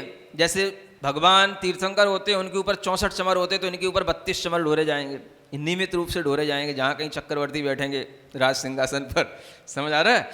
मणियों का कुंडल जो है ना, ये कुंडल पहनते हैं चक्रवर्ती लोग, बड़े बड़े राजा लोग। आज के पुरुष नहीं पहनते हैं, राजा लोग पहले कुंडल पहनते हैं जिसमें ऐसा लगता है बिजली चमक रही हो, है, और जिसमें सभी प्रकार की कांति जिसमें से निकल रही हो, और बड़े बड़े प्रकाशमान जो ये तुम्हारे हैलोजन है, इन सबकी लाइट भी उसमें कम पड़ जाए, इतने चमकदार उनके कुंडल होते हैं। कवच होता है जिसको वो पहने रहते हैं, कोई अगर वैरी उनके लिए बाण भी मारे तो कवच है, कवच से वो भिद नहीं सकता है उसका शरीर। और एक विष मोचनी उनके पास में पादुका होती है, जहाँ जहाँ वो कदम रखते जाएंगे अगर कहीं विष भी पड़ा होगा तो विष वो जो है उनके पैरों में नहीं लग सकता है, उस विष का प्रभाव उनके ऊपर नहीं पड़ सकता है, वो विष छूटता चला जाएगा, है ना। और किसी के पास में भी अगर मान लो विष होगा, अगर वो अपने पैर से उस पादुका को छू देगा तो उसका भी विष छूट जाएगा। ऐसी विष मोचनी पादुका होती है। समझ में आ रहा है? और भी जो वज्रकांड नाम का चक्रीधर के पास में एक धनुष होता है, जिसको वही चढ़ा सकता है। माने धनुष की जो प्रत्यंचा खींची जाती है, कभी धनुष मार तो चलाए नहीं होंगे तुमने, तीरंदाज तो कोई है ही नहीं आजकल, देखा तो होगा रामायण में। हाँ, तो कुछ ऐसे धनुष होते हैं, इतने भारी होते हैं या इतने वो शक्ति वाले होते हैं जिन्हें वही व्यक्ति खींच सकता है जो उस शक्ति के बराबर रखने वाला शक्ति वाला हो, है ना। हाँ, तो ऐसे धनुष तो वह केवल चक्रवर्ती के ही योग्य है। ऐसे बाण जिन्हें केवल चक्रवर्ती चला सकता है। ऐसी छुरी जिसका नाम है लोह वाहिनी छुरी, इत्यादि अनेक चीजें जो सिर्फ चक्रवर्ती के ही योग्य होती हैं और वो चक्रवर्ती के ही पास रहेंगी और किसी के पास मिल नहीं सकती हैं।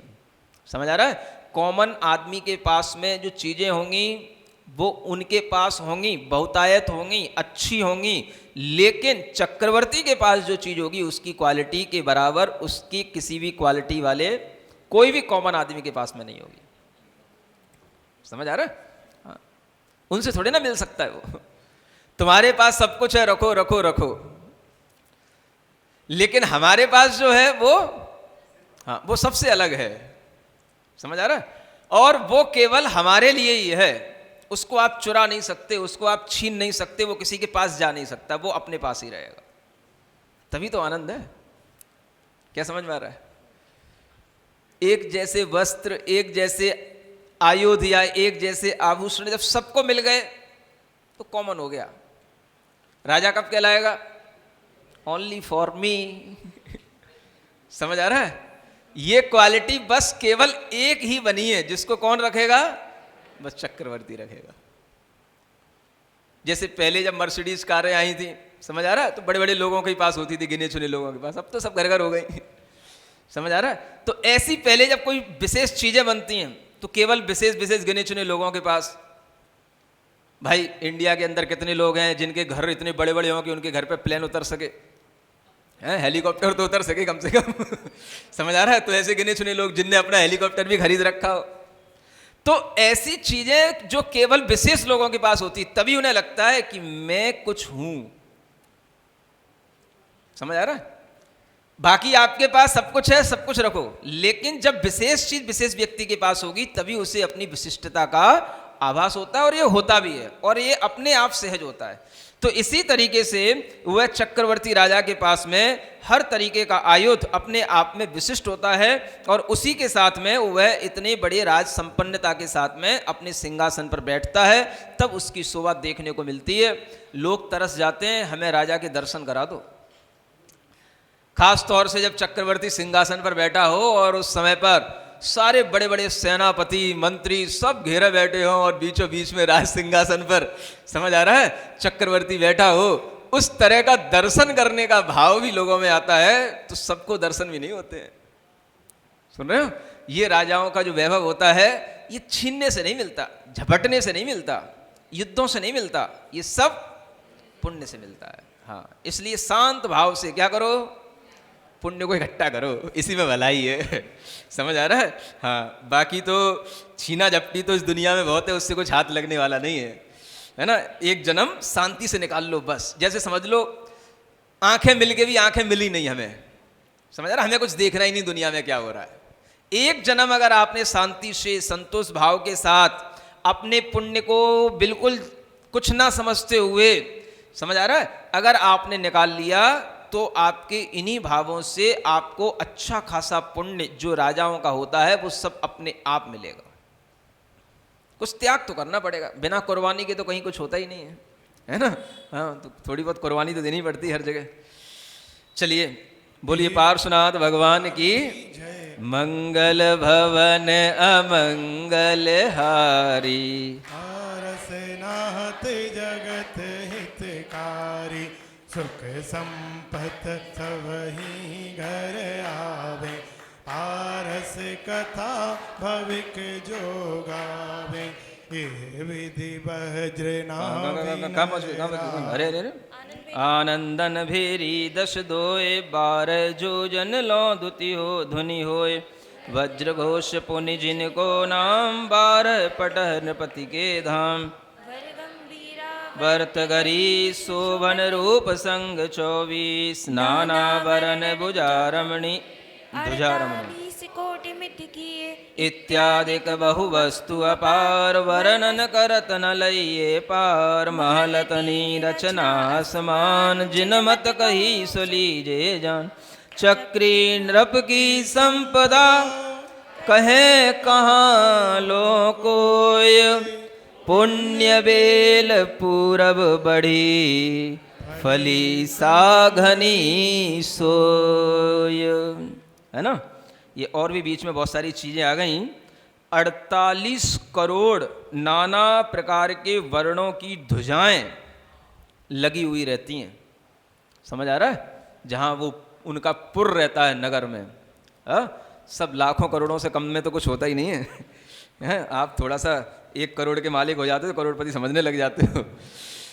अब देखो ये जो दोहा होने के बाद में क्या कहते हैं, ये विधि वज्रनाभि नर राय, करे भोग चक्री। अच्छा यहाँ से पढ़ना, पढ़िए।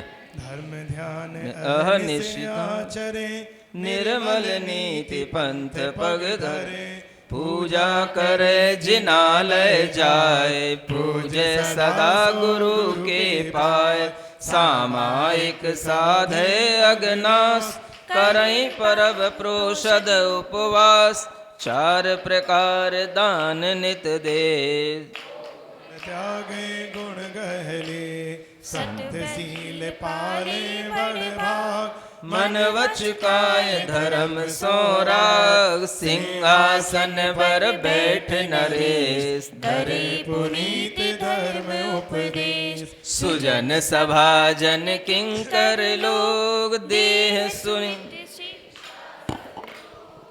ये समझ रहे हो, चक्रवर्ती होकर के भी, समझ आ रहा है, इतना वैभव होकर के भी, इतना रूप सौंदर्य होकर के भी सदा उसी में लीन नहीं रहता है, हैं?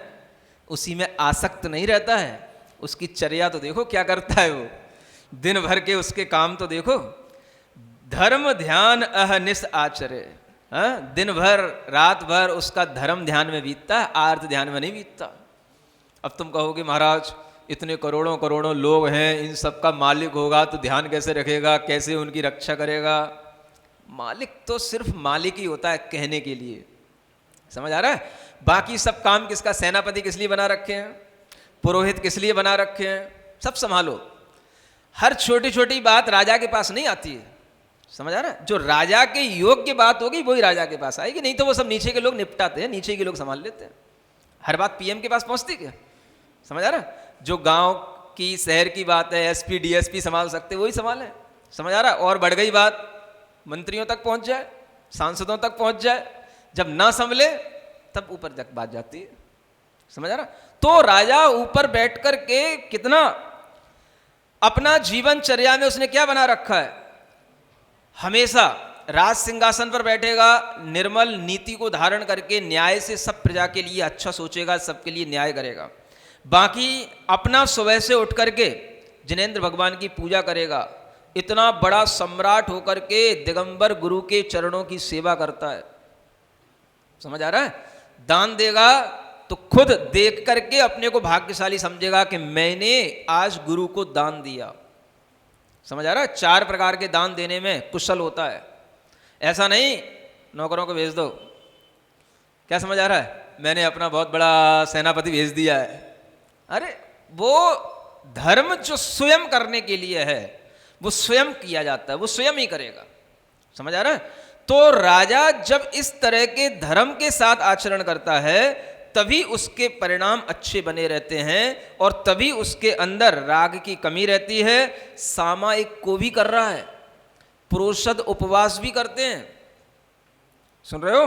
और 4 प्रकार का दान देते हैं, त्याग धर्म का भी पालन करते हैं, सबके प्रति समभाव रखते हैं। और जब राज सिंहासन पर बैठ जाते हैं तो हमेशा राज्य की ही चर्चा नहीं होती है, धर्म की कथा भी चलती है। जैसे पारस कथा आपको सुनाई जा रही है, ऐसे ही भगवानों की कथाएं, चक्रवर्तियों की कथाएं ये सब सुनाते हैं।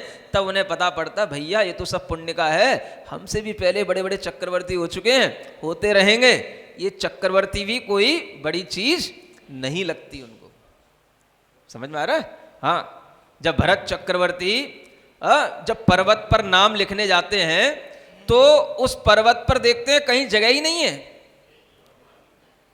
उस पर्वत पे कहीं जगह ही नहीं है चक्रवर्ती का नाम लिखने के लिए। समझ में आ रहा है? एक वृषभाचल नाम का पर्वत होता है जहां पर वो अपना नाम लिखने जाते, तो उस पर्वत पर देखा तो भीड़ की भीड़, माने सबके नाम खुदे पड़े हैं। अब अपना नाम लिखने तक की कहीं जगह नहीं मिल रही है और हर चक्रवर्ती के साथ ये होता है। तो वो क्या करता है, तो एक चक्रवर्ती का नाम उसे हटाना पड़ता है, मिटाना पड़ता है, तब अपना एक नाम लिख पाता है। अब नाम तो लिखना है क्योंकि अब मैं आया हूं यहां तक इतना जीत करके, अब बिना नाम लिखे जाऊंगा तो आगे वाला कोई तो आएगा, कोई तो पढ़ेगा। अब कौन वहां पढ़ने जा रहा है, लेकिन मन का भाव है वो रुकता नहीं है। समझ आ रहा है? तो हर चक्रवर्ती को एक नाम मिटा करके एक नाम लिखना पड़ता है, ये जानते हुए भी कि ऐसे चक्रवर्ती भी भरे पड़े हैं, सैकड़ों हो चुके हैं, पहले कई हो चुके हैं, कुछ इससे ज्यादा होने जाने वाला नहीं है। तो ये कब मिलेगा उसको उपदेश? वो खुद देता है, धर्म सिंहासन पर बैठ करके प्रजाजनों को धर्म का उपदेश देता है। और ऐसे सुजनों के बीच में, है ना, सभाजन उसके लिए बिल्कुल किंकर के समान उसके सामने बैठे रहते हैं और उनको वह शिक्षा देता रहता है। इस तरह की शिक्षा से उसका जीवन चल रहा होता है। अब क्या होता है, दृश्य बदलता है। समझ आ रहा है? चक्रवर्ती का भोग हो चुका, आगे क्या होना है? आपने बहुत अच्छी जो ये वैराग्य की जो भावना आ रही है, ये इन्हीं पंडित जी की इसी ग्रंथ की ये भावना वज्रनाभी चक्रवर्ती के लिए लिखी गई है, जो आपके जिनवाणी में पूजन पाठ प्रदीप वगैरह में अलग से पढ़ी जाती है, लिखी जाती है, वो यहीं से ली गई है। समझ आ रहा है? अब ये देखिए, बहुत अच्छी भावना है, समय है तो आप पढ़ सकते हैं। बीज राख फल भोग में ज्यों किसान जग माई, त्यों चक्री नप सुख करे, धर्म विसारे नाही। एह विधि राज करे नर नायक, भोगे पुण्य विसालो। सुख सागर में रमत निरंतर, जात न जाने कालो। एक दिन शुभ कर्म संजोगे, क्षेमंकर मुनि वंदे। देख श्री गुरु के पद पंकज, लोचन अली आनंदे। तीन प्रदक्षिण दे सिर नायो, कर पूजा तुति कीनी। साधु समीप विनय कर बैठो, चायन में दिठ दीनी। गुरुपदेशो धर्म शिरोमणि, सुन राजा वैरागी। राज रमा वनिताधिक जे रस, ते रस में रस लागे। मुनि सूरज कथनी किरणावल, लगत भरम बुद्धि भागी। भवतन भोग स्वरूप विचारो, परम धर्म अनुरागी। इस संसार महावन भीतर, भ्रमत और नावे। जामन मरण जरा दव दाहे, जीव महादुख पावे। कबहू जाए नरक तिथि भुंजे छेदन वेदन भारी कबहू पशु पर जाए धरे तहाँ वध बंधन भयकारी शुर गति में पर संपत्ति देखे राग उदय दुख होई मानुष्य जोनि अनेक विपत्तिमय सर्व सुखी नहीं कोई इष्ट वियोगी विलखे कोई अशिष्ट संयोगी कोई दीन दरिद्री विलखे कोई तन के रोगी किसी घर कलिहारी नारी के बैरी सम भाई किसी के दुख बाहर दिखे किसी और दुचिताई कोई पुत्र बिना नित झूरे कोई मरे तब रोवे कोटि संतति सो दुख उपजे क्यों प्राणी सुख खो सोवे पुण्य उदय जिनकी तिनकी भी नाहि सदा सुख साता यह जगवास यथारथ देखत सब देखे दुख दाता जो संसार विषय सुख हो तो तीर्थंकर क्यों त्यागे काहे को शिव साधन करते संजम सो अनुरागे यह वैराग्य भावना चल रही है। क्या चल रही है? समझ आ रहा है? और ये कब शुरू हुई? इस तरह से उन वज्रनाभी चक्रवर्ती को राज्य करते करते जब बहुत दिन हो गए, पूरा समय निकल गया, ये समझ लो पुण्य भोग में जात न जाने कालो, है ना, समय पता ही नहीं पड़ता कि सुख वैभव में समय कब निकल जाता है। एक दिन ऐसा शुभ कर्म का संयोग मिला कि उन्होंने एक क्षेमंकर नाम के मुनि महाराज की वंदना की। जब उन्होंने गुरु महाराज की वंदना की, उनके चरण कमलों की ओर उनकी दृष्टि लग गई तो वह उनके चरणों में 3 प्रदक्षिणा देकर के सिर से नमस्कार करके पूजा करके स्तुति करके उनके समीप में बैठ गए। और जब वो बैठ गए तो गुरु ने उनको उपदेश दिया और उस समय पर राजा के मन में वह वैराग्य का भाव आने लगा और उनके मन में ये लगने लगा ये राजपाट, ये सुंदर स्त्रियां, ये सारा धन धान्य, ये सब में कोई रस नहीं है। ते रस बेरस लागे। उनमें रस जो अभी तक दिखता था वो भी उनके अंदर बिल्कुल बेकार सा लगने लगा, क्योंकि उन्हें मुनि महाराज के चरणों को देख करके ऐसा लगने लगा कि हमें अपना जन्म इसी रूप में सार्थक करना चाहिए।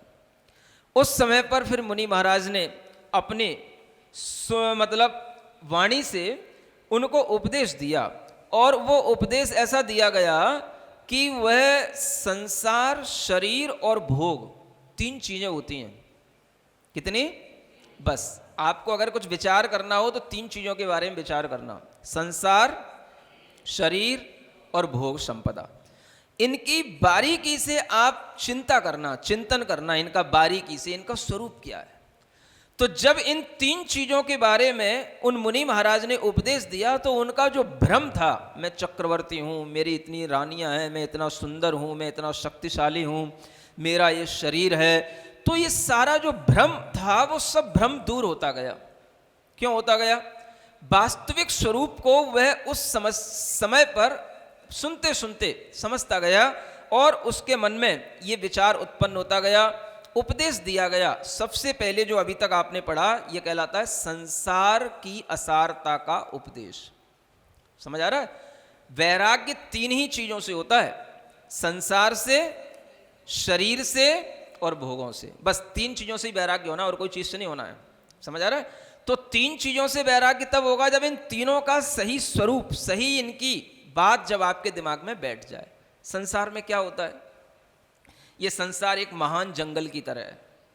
इसमें हमेशा जीव भ्रम के कारण से भटकता ही रहता है। जन्म, मृत्यु और बुढ़ापे के पड़ावों में आकर के जीव हमेशा दुख प्राप्त करता रहता है। कभी नरक गति में चला जाता है, वहाँ पर अनेक प्रकार के छेदन भेदन के दुख मिलते हैं। कभी पशु पर्याय में उत्पन्न होता है, वहाँ पर उसे बांध लिया जाता है, भार ढोया जाता है, बंधनों में डाल दिया जाता है, ये दुख मिलते हैं। कभी देवगति में भी चला जाता है तो वहाँ पर भी राग उदय दुख होई, दूसरे देवों की संपत्ति देख करके, उनकी रिद्धियां देख करके दुख उत्पन्न होता है कि हम ऐसे अच्छे देव क्यों नहीं बने, इनके अंडर में हमें रहना पड़ रहा है। समझ आ रहा है? ऐसा वहां पर राग के कारण से मानसिक दुख उन देवों में उत्पन्न होता है। और मनुष्य गति तो अनेक विपत्ति में सर्व सुखी नहीं। किसी भी मनुष्य से पूछ लेना, सब कुछ तो है आपके पास, हा? बेटा है, बेटी है, सबका जॉब लग गया, सबकी शादी हो गई, अच्छा मकान बना है, सच्चा व्यापार चल रहा है, फिर भी कुछ तो है, सर्व सुखी नहीं कोई। समझ आ रहा है? तो वो सर्व दुख क्या है? किसी के लिए कोई दुख है, कोई इष्ट वियोगी बिलखे, कभी अपने इष्ट जनों का वियोग हो जाता है, किसी को अशुभ का अनिष्ट का संयोग मिल जाता है, जो अच्छा नहीं है, अनुकूल नहीं है, प्रतिकूल कोई अपने घर में पैदा हो जाता है। समझ आ रहा है? नहीं पैदा हो जाता है तो अपन किसी ना किसी के साथ में संबंध बना लेते, वो अपने लिए उल्टे पड़ने लग जाते हैं। कोई दीन दरिद्री होकर के दुखी होता है, कोई तन का रोगी होकर के दुखी होता है, किसी के घर में कलिहारी नारी, समझ आ रहा है, सब कुछ है, अब वो कलही करती रहती है। हाँ, जब देखो तब बस उसे लड़ना है, झगड़ना है। अरे भाग्यवान, सब कुछ तो है घर में, काय को लड़ती, लेकिन उसकी आदत है, उसका स्वभाव है, तो किसी के घर में यही एक क्लेश बना रहता है। समझ आ रहा है? और किसी के घर में भाई होता है, वही बैर बांध लेता है। कहीं पर दुख बाहर दिखाई दे रहे हैं कि भाई इसके घर में इसका भाई इसका बैरी हो गया, इसकी स्त्री उसको सुख नहीं दे रही, इसका बेटा कपूत निकल गया। तरह तरह के कभी बाहर के दुख दिखाई देते हैं, और कुछ दुख ऐसे होते हैं जो आदमी अपने दिल में रखे रहता है, कह नहीं पाता, लेकिन फिर भी सुख नहीं मिल रहा है। समझ आ रहा है? किसी के दुख बाहर दिखे, किसी और दुचताई। कोई पुत्र के बिना हमेशा, पुत्रियां तो हैं, पुत्र नहीं हो पा रहा, उसी में दुखी है। अगर हो भी गया थोड़े दिन रह पाता है, कभी गर्भ गिर जाता है, कभी जन्म के बाद मृत्यु हो जाती है, कभी 2, 5, 10 साल बाद हो जाती है, किसी की 20 साल बाद हो जाती है। अब समझो आप किसी का 20 साल का पुत्र चला जाए, तो ये तमाम तरह के ये दुख, कभी पुत्र बड़ा भी हो गया, खोटी संतति सो, खोटा निकल गया, डाकू बन गया, लुटेरा बन गया, चोर बन गया, कोई अपराध कर लिया, पुलिस में केस हो गया। समझ आ रहा है? सब नाम बदनाम कर दिया। क्यों प्राणी सुख सोवे, ये सब संसार में मनुष्य गति की ये सब विपत्तियां सबको दिखाई दे रही हैं, लेकिन फिर भी आदमी सुख से सो पा रहा है। तो ये क्यों सो पा रहा है? कहीं ना कहीं वो भ्रम में भूला है। जिनके हमेशा पुण्य के उदय रहते हैं, तिनको भी नाई सदा सुख साता। समझ में आ रहा है? पुण्य के उदय अच्छे अच्छे होने पर भी हमेशा सुख साता नहीं रहती, क्लेश बने ही रहते हैं कुछ ना कुछ। चक्रवर्ती के क्लेश चक्रवर्ती जानेगा। हाँ, वो आपसे कहेगा नहीं, हाँ, आपकी तरह रोने नहीं बैठेगा कि हमारे घर में महाराज ये हो रहा है। समझ आ रहा है? उसको अपना मन कितना भारी करना पड़ता होगा और कितना उसका दिल भारी होता होगा जब उसको कोई क्लेश होता होगा, वो वही जानता है। तो किसी ना किसी को हमेशा, क्योंकि अंतरंग में साता और असाता दोनों प्रकार के वेदनी कर्मों का उदय चलता रहता है। तो मनुष्य के लिए जब असाता वेदनी का उदय भी आता है तो भी उसे दुख की अनुभूति होती है। तो ये सब चलता रहता है, इसी का नाम है इस जगवास को यथार्थ रूप में देखो। समझ आ रहा है? यथार्थ माने हाँ, रियलिस्टिक नेचर जिसको बोलते हैं।